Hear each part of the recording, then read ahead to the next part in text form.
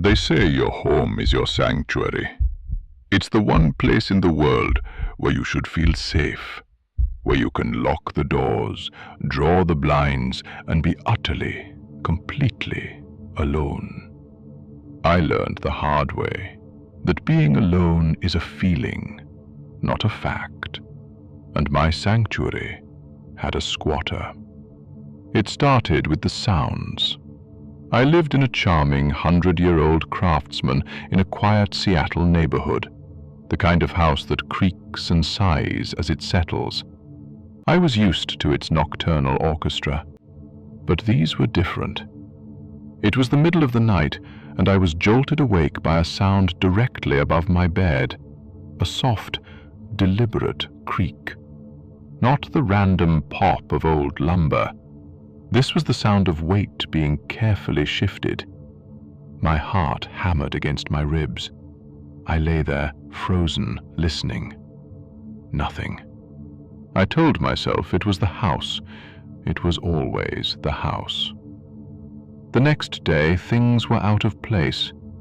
A loaf of bread on the kitchen counter had a few slices missing. I'd barely eaten any. I found a single, muddy boot print on the linoleum of the laundry room, leading toward the pull-down attic stairs. I'd been gardening, I reasoned. I must have tracked it in. The mind is a brilliant architect of denial. It will build a fortress of normalcy to protect you from the unthinkable. The second night, I heard the scratching, a faint, skittering sound like mice. But it was followed by a low, rhythmic thumping. It sounded like breathing. Slow, heavy breathing filtered through the floorboards. I grabbed my phone, my finger hovering over 911. But what would I say? I think my house is breathing? I felt like a fool. I turned on all the lights and didn't sleep. By the third day, the denial was crumbling. The food theft was undeniable. A jar of peanut butter was gone. A 6-pack of soda was down to 2 cans. The air in the house felt thick, charged with a presence. I'd walk into a room and feel a draft, a shift in the atmosphere, as if someone had just left. I started talking to myself, loudly. Well, I'm off to work now. The house will be empty all day. I was performing normalcy for an audience I couldn't see, hoping to convince him, and myself, that I was oblivious. That third night, the performance ended. I was in my bedroom, the door locked, a baseball bat beside my bed. The attic access was in the hallway, just outside. That's when I heard it. Not a creak, not a scratch, a voice. It was a low, muffled mutter. I couldn't make out the words, but the tone was one of frustration, of someone talking to themselves. It was coming from directly above me. Terror is a cold, physical thing. It poured into my veins, locking my joints. The unthinkable was real. There was a man in my attic.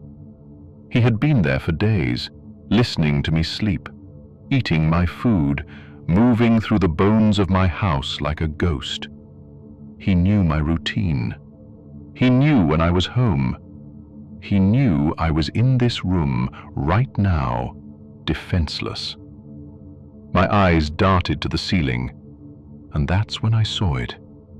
In the far corner of the room, a tiny, dusty vent cover, and through the slats, I saw not darkness, but the faint, shifting glow of a cell phone screen.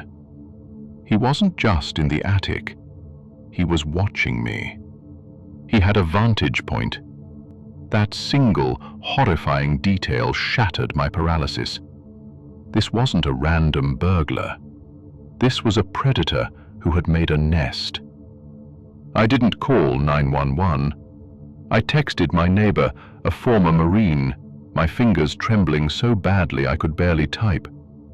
Man in my attic, In my house right now. Help.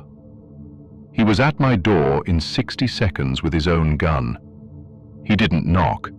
He kicked my bedroom door in, his eyes sweeping the room, then locking on the vent.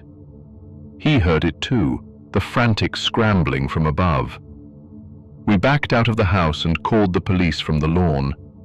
When they arrived, their flashlights and shouts filling the quiet street, it felt like a scene from a movie. They pulled down the attic stairs, and a cloud of dust and insulation spilled out. Their beams of light cut through the darkness, illuminating a nest.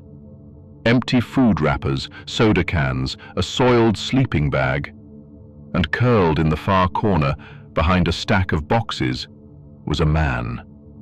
He was gaunt, wild-eyed, clutching a knife and my own missing laptop. He'd entered through an unlocked window in the garage 3 days prior and found the attic access. He'd been living there, coming down at night, listening to my life. The police said he was a transient with a history of breaking and entering. They said I was lucky. But luck feels different when your sanctuary has been violated. I sold the house. I moved into a modern apartment with a concrete ceiling and no attic. But I still can't sleep. Every creak, every hum of the refrigerator, every settling sound sends a jolt of primal fear through me. I look at the ceilings in every room I enter, searching for vents. I never feel alone anymore, because I know now that the feeling of being alone is the most dangerous illusion of all. Safety is just the time between one violation and the next, and there's always someone listening.